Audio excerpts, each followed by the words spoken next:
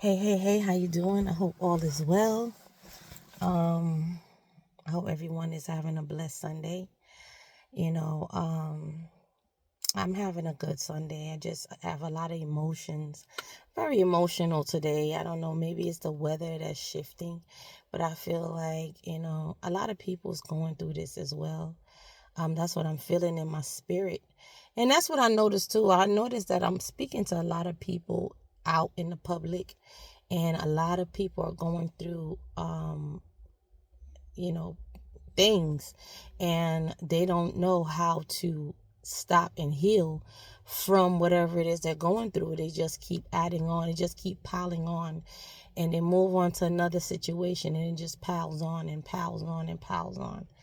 And we never took our time to heal from whatever it is that was, disturbing us, that causes us to step out of character. Um, and that's what I wanted to talk about. I just want to brush up on it because this topic is very sensitive and it's very long. So I don't want to really talk too much about it. I just want to let you know it's okay if you're going through your healing process. It's selfish for somebody to rush you in your healing process, and it's not healthy, you know, because while you're healing, you're understanding yourself, because you know this healing, and the healing process, it goes back to childhood trauma, and the things that you went through when you was a child and you grew up with you just carry it along with you. It's like you're like Santa Claus. You just got bags and bags and bags of pain, and it's not gifts but you have piles and bags of trauma, childhood trauma. And I could speak for myself. Growing up, I was treated a certain way. I was like the black sheep in my family. I was the one who stepped outside the box, and I was the one they think was a troublemaker. But I always felt like, I always felt I always knew if something was wrong or right, or how it's supposed to be done. But because I was looked over, and a lot of people are, especially us children of God, we were looked over, and we just never had no one to express it. And so as a child, we just kept carrying it on until we became an adult. And your parents did the same thing. They never stopped to ask you, are you okay? Is there anything that you're dealing with? Or they never stopped to pray for you, and find a way to help you with that trauma, or with whatever it is you're healing from. It's a process, but while you're healing, don't shut people out. Don't be selfish with your healing, because sometimes you're doing it wrong and you don't know that you're doing it wrong. It's just like, if the healing process is something where, let's say for an example, if you like to swim, right, and you don't know how to swim, you like the idea of swimming, your first time going in, you found yourself drowning, you came out alive, but you felt like your whole life just flashed before you, like you thought you would never make it out that water, and that was your last day, right? Because you're drowning. But because you want to learn how to swim so bad, you're going to recover from that. You're going to relax. You're going to catch your breath. You might even go home and just not do it for that day. But because that's your passion, because that's something you like to do, you're going to try it again. You're going to jump back in. And that's healing as well. There's a time frame. There's like a session for the healing process. The first session is healing on your own, collecting yourself, understanding yourself, speaking to the child in you, understanding why, who, when, where, and understanding what you want from that healing. That's the first process. The second process is finding a way to get answers, or speaking to someone or talking to someone about your healing process. Or let's say, for example, you were heartbroken, right? And you're healing from that. Yes, you're healing by yourself. You're doing your daily activities, your affirmations. You're doing your morning walks. You're exercising. You're clearing your mind. Yes, that's yes, you're doing it. But that it I don't want to say it's temporary, but it does resurface again, and it's going to keep resurfacing. So yes, you're heartbroken and you're healing and you're like, I don't want to do this no more. But how would you know you're totally healed if you don't do it again? How would you know if you're totally healed? Just like this whole swimming thing, how do you know that you'll be ever able to know how to swim if you don't go back in the water? And this is for me as well, because I am healing. A lot of people are healing. In 2024, I believe that a lot of people are healing because this year was a lot of changes and a lot of exposure. God was exposing a lot of people, good and bad. And that creates a healing process, because you learn yourself, you know who you are, especially, God's children who finally pick up their cross and who change their life around, and they're walking on the straight and narrow, and they're doing what they're supposed to do, or they doing the best that they can to follow Christ. It's there's a lot of healing that's involved, and I can feel it. I can feel the pressure from a lot of people. I can feel that process. And today is one of the days where it's not a good feeling. It don't feel too good. You don't want to go through that episode today. You really just want to chill and clear your mind. But it's something in the air that's causing you to resurface everything from childhood trauma till even now, to whenever the situation happened, or whatever that's happened. Take your time and heal. But don't block out what makes you happy. Don't let that be your crutch to where you're like, I'm healing and I don't want to deal with this no more. I block it out. Don't block it out. Because you could be blocking your blessings. You could be blocking a whole lot of other things. God is not going to let you get into a situation where you're back to the healing process all over again, like you're starting over. No. It's different sessions. And even with me, I have a habit of doing that, because a lot of things that I went through, I had to heal on my own, and I'm doing it on my own, but I'm tired of that. I'm tired of healing on my own. I don't like healing on my own no more. You know what I mean? I like some praying warrior friends who's going to pray with me, who's going to sit with me and talk with me, and who's going to, just,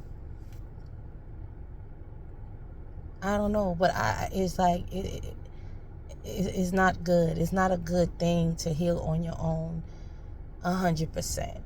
The first session of healing, yes, you take that time for yourself so you can pinpoint what it is and why you're doing it and when you're doing it and how you're doing it, but don't keep yourself in that box. If there are people out there who's willing and who wants to help you, who wants to be there for you and nourish that healing process so you can nourish theirs as well. And nourishing it is a lot of things, but the main thing is praying together and really calling on God to manifest whatever it is you want done in your life and with that situation. You want to give God those bags and bags of trauma, and you want to trade it in with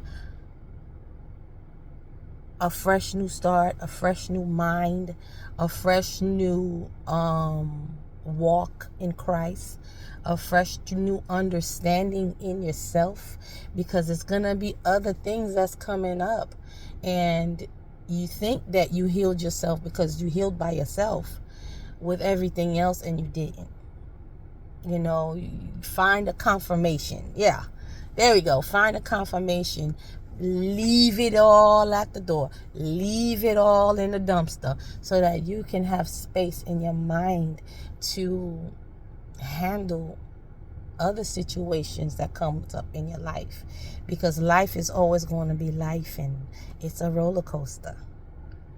It's a roller coaster, you know. Especially us adults, we carry on these childhood traumas, and because healing to me is it equals to childhood traumas, because you've been carrying it. You know, you carrying it, and then you have children, and you have so many bags of trauma, of problems, of pain. You're throwing it on your kids and not knowing, and they have their own bags of trauma. Now it's a house full of trash bags full of trauma. And then you wonder why everything is going haywire. Or you wonder why your children are so emotional. Or you wonder why your family, your friends, or whoever is around you are emotional. Because you're pouring it on them and they're pouring it on you. Instead of just letting it out. Finding a way. Finding the sessions to clean out that debris. You know, like the other day, my baby girl came to me and she's like, Mom, you know, the kids in my class are so mean. You know, they said, you know, when I was absent, they were happy that I was absent. They don't want to see my face. And she's like, Mom, am I this? Am I that? And I'm like, no, you're special. So now I had to put because I hear myself when she's speaking. So I had to put my trauma to the side, even though but the good thing about my trauma, I know what it is. It's organized. It's organized. But as far as their trauma, it's like I knew exactly what to say to her. And you know, that's a beautiful thing about having kids. It's beautiful when they know they can come to you and talk to you and you know what to say. I told her, you are a special child. You are a child of God. You got a light in you that people cannot stand. You are loving. You are helping. And I'm just naming and pointing out all the beautiful gifts and beautiful talents that she has. And I just seen her face light up. And I'm like, it's not like they don't like you. It's not you, sweetie. It's the light in you. They have their own trauma too. And they're just pouring it on you because your light, they feel like your light can handle their trauma. And they don't, no, they feel like because of your light, they don't like it. And so they want to dim it so you can participate in their trauma. Because if that is not recognized, they're going to grow up with it, and then they're going to carry it in their home. You know, so me and her had a long talk, and that's my middle child, my baby. We had a long talk, and I was just so happy that she spoke to me. And after we finished talking, she was just back to her regular self. That's my mission. That's why I speak. That's why I like to give motivational videos and I speak to people, because I can feel it. I can feel people's energy. And two, I understand because I went through it. You know, you have to stay focused. You have to, no matter what, know that you are special. Know that you were born to change the world. You were born to change somebody's life or people's lives. You were born for a purpose. You are purposeful. You are bright. You are strong. Don't let that childhood trauma make you feel like that's still who you are. Okay? It's like there's so many people. There's another girl I was talking to. I had a counter with. She's only 18, and I overheard her, talking with her boyfriend on the phone, and she's just, although he is dogging her on the phone, she just keeps saying, I'm sorry, I'm sorry, I'm sorry, I love you, I don't want you to leave me. And then he'll hang up, and then she'll call him and he's not answering. She's like, oh, you talking to one of these bees? She automatically get jealous. That's from her childhood trauma. So then she turned to me. She's like, I didn't mean for you to hear that, ma'am. I'm sorry. I said, no, you're good. She's like, yeah, people do that all the time. It's like it's like I'm their diary. So she's like, yeah, is this guy I'm with, I'm only 18, he's 21, but he treats me like this, he treats me like that. And I didn't ask no questions, I just let him talk. And she's like, my childhood, my parents put me up for adoption, and so my adopted mom, I loved her so much, and she caught a stroke and she died in my face. I called the ambulance, and she's dealing with that trauma, she's dealing with that man, she's dealing with this, and she's dealing with that. The whole time I wanted to say, but God, I wanted to bring up God, but I love ministering. I love speaking about God and uplifting people, but sometimes people don't want to hear about it, and it gets them more frustrated, if they're having a bad day already. So I just let her keep talking, and guess what? She said it. She was like, but I know God has a plan for me. And I just was like, I'm tearing up now. I just was like, wow, God, he introduced himself in the conversation. I said, okay, so boom. I said, God does have a plan for you. She's like, yes, I'm living with him. I know I shouldn't be living with him. I said, God knows that. He's not mad at you. He's not mad at you. He knows that you're a child. He knows that you're going through these things. But, I was like, just when you're going through these things, and because you're going to go through heartbreak, you're going to go through, bad relationships. But when you do, you take the good out of it. When y'all break up, you take the good out of it and you move on. Don't take what he's saying to you as who you are. That's not who you are. You're beautiful, you are strong, and I went down the list, and I'm like, you're only 18 years old, you have your whole life ahead of you, but God is telling me right now to tell you he loves you and he has his eyes on you. So she's like, so why did he take my mom? She was all I got. And I was like, because she can't do what he can do for you. So all of this trauma and you're going through right now, it's gonna carry you through. But always believe in yourself. Always believe that, always know who you are. So when people are labeling you, like in these relationships, when y'all get in big arguments, he's gonna say things to hurt you and say things to make you feel like you're not worthy enough. You take that with a grain of salt and carry the positivity, so you don't carry that trauma with you. Take the good out of it. So from now on, when you are going through heavy situations and, it's something that's going to stain you, instead of you carrying it with you, you take the good out of it. You take the silver lining. You take that silver lining and say, you know what? It happened. It's an experience. It's water under the bridge. There's nothing I can do now. But I learned from that. This is where I messed up at. This is where I need to fix. This is what that.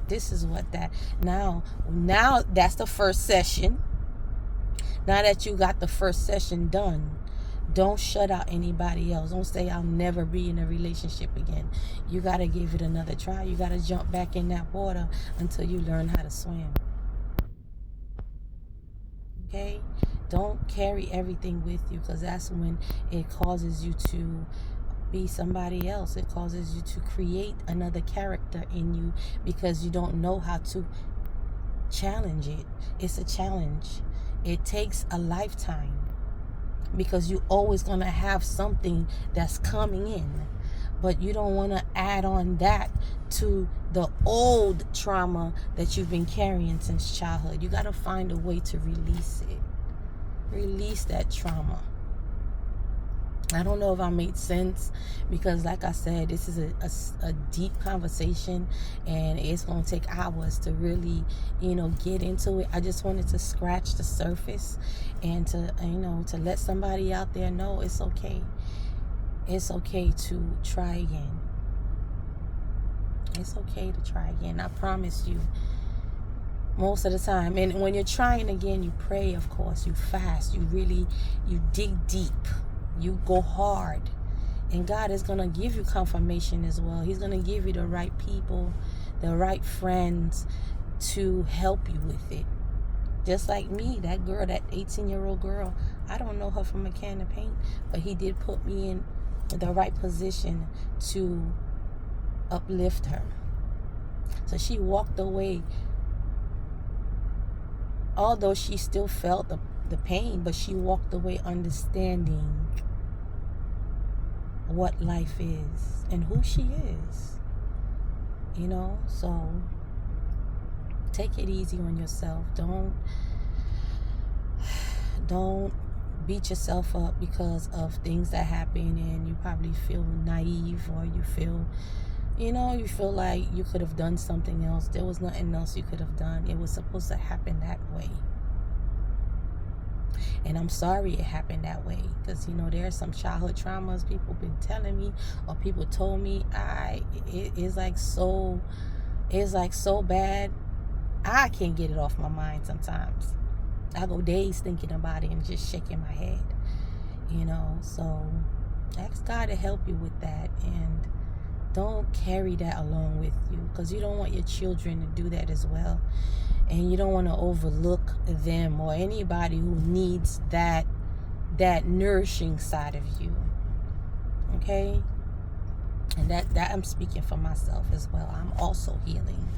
This year is different for a lot of people.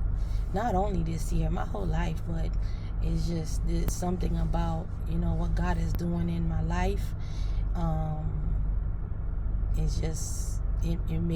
It opened my eyes to see that I wasn't the problem. How everybody just got up and walked out when I finally gave my life to Christ, and I finally changed my life around. I finally gave up, sinful things. A lot of people walked out, including my family. They walked away. I haven't heard from them in so long, and I don't know what I did to them. So many people walked out my life, and the ones who stayed, they stayed to cause more trauma. So God had to literally lift me up and remove me from all of that. So that's what I'm saying. Childhood trauma is a deep topic, and I wish I could talk more about it, but I just want to let you know it's okay. A lot of people are healing. You're not doing nothing wrong, but don't be selfish, because you're not the only one healing. Other people are healing as well. So, yeah. You have an awesome, blessed day. God bless you. Stay prayed up. God hears you. God loves you. He has a plan for you.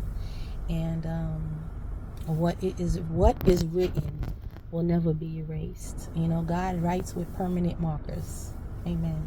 So continue to pray and continue to ask God to direct you in what is written in your life, and where He wants you to be, and how He wants you to be. He might change your whole identity. He might change your whole name. Who knows? He did it in the Bible. Well, you have a blessed day. Peace.